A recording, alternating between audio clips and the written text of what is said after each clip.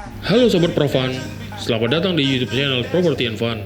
Channel inspirasi yang mengulas segala hal yang berkaitan dengan industri properti, gaya hidup, jalan-jalan, sukses figur, dan kulineri dengan santai dan juga fun.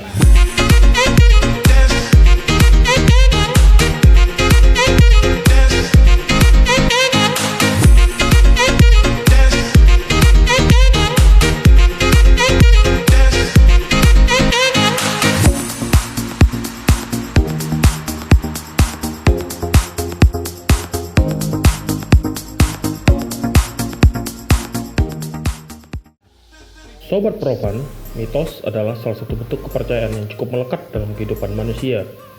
Menurut pengertiannya, mitos adalah bagian dari suatu folklore yang berupa kisah masa lampau dan mengandung penafsiran tentang alam semesta.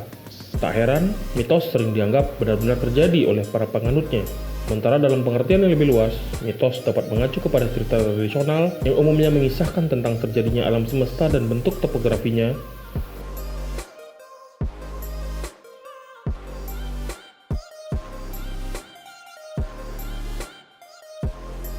Mitos-mitos tersebut biasanya berkaitan dengan bangunan baik interior ataupun eksterior bangunan.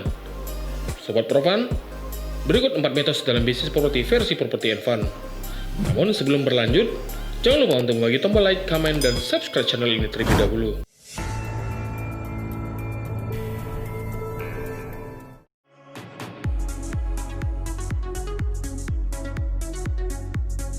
Salah satu yang masih menjadi mitos dan diyakini sampai sekarang adalah keberadaan anak tangga di sebuah rumah maupun suatu bangunan.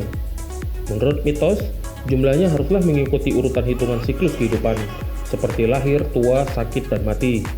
Dan menurut mitos, supaya anak tangga tidak membawa musibah, maka jumlahnya harus berhenti pada hitungan lahir atau tua. Adapun jumlah anak tangga yang baik menurut prinsip tersebut adalah 17, 18, 21, ataupun 22. Meski begitu, banyak orang yang beranggapan bahwa prinsip tersebut dianggap mengada-ngada dan tidak benar. Sebab secara logika, panjang dan jumlah anak tangga ditentukan oleh jarak tinggi antar lantai dan sudut kemiringan tangga. Semakin terjal sudut kemiringan tangga, maka semakin sedikit jumlah anak tangganya. Menurut pakar arsitektur, tinggi anak tangga yang ideal untuk orang Asia adalah 15 cm. Jika terlalu tinggi, maka akan menyulitkan melangkah serta membuat lelah. Sementara kalau terlalu rendah, membuat orang tidak sabar ingin melampaui 2 atau 3 anak tangga sekaligus.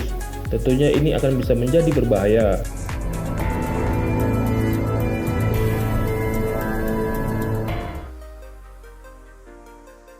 Mitos mengenai kesialan yang ditimbulkan oleh posisi atau letak rumah tegak lurus dengan hamparan jalan di depannya atau sering dikenal dengan rumah tusuk sate, hingga kini masih menjadi adu opini yang tidak berujung. Kendati pemikiran rasional berusaha menjauhkan kepercayaan yang berlebihan terhadap mitos ini, namun tetap saja masih banyak orang yang meyakini bahwa posisi rumah seperti ini tidak direkomendasikan untuk dibeli atau dimiliki.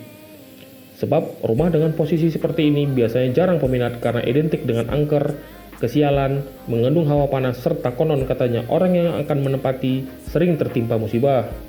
Alhasil, beberapa orang sampai takut jika harus tinggal di dalamnya. Sayangnya, karena terlalu lama tertanam di benak kehidupan masyarakat, membuat mitos ini diyakini betul benerannya. Padahal, rumah yang berada di tusuk sate bisa juga membuat keberuntungan dengan metode yang tepat serta hal tersebut tidak sepenuhnya mitos, melainkan masih bisa dijelaskan dengan akal sehat.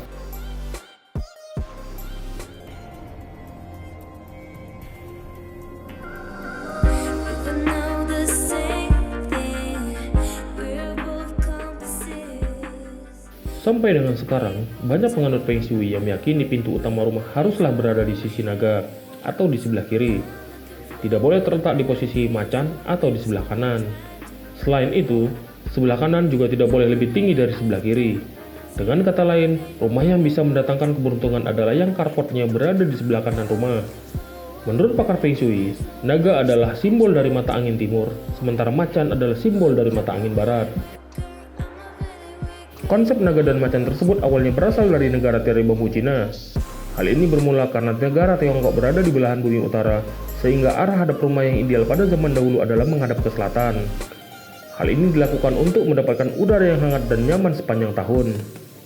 Dengan demikian, timur berada di sebelah kiri dan barat berada di sebelah kanan. Matahari terbit dari sebelah timur dan tenggelam dari sebelah barat. Terbitnya matahari ini dianggap memberikan harapan dan kehidupan, serta dipersonifikasikan sebagai naga. Sementara tenggelamnya matahari dianggap menimbulkan kegelapan dan ketakutan dan dipersonifikasikan sebagai macan. Begitulah awal mulanya tradisi tersebut bertahan hingga sampai sekarang.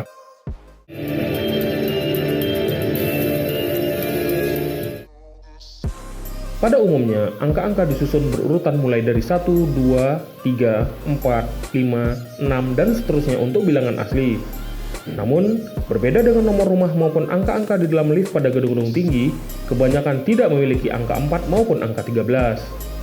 Ketiadaan lantai-lantai berbau angka 4 tersebut biasanya dipoles dengan perloncatan lantai, atau menggantinya dengan angka-angka yang lain. Perloncatan lantai misalnya dari lantai 3 langsung menuju ke lantai 5, ataupun dari lantai 12 langsung menuju ke lantai 15, dan seterusnya. Tak jarang, ada yang mengakali lantai 4 dengan substitusi nomor lantai. Biasanya angka 4 digantikan dengan gabungan angka dan huruf seperti lantai 3A, dan lain sebagainya.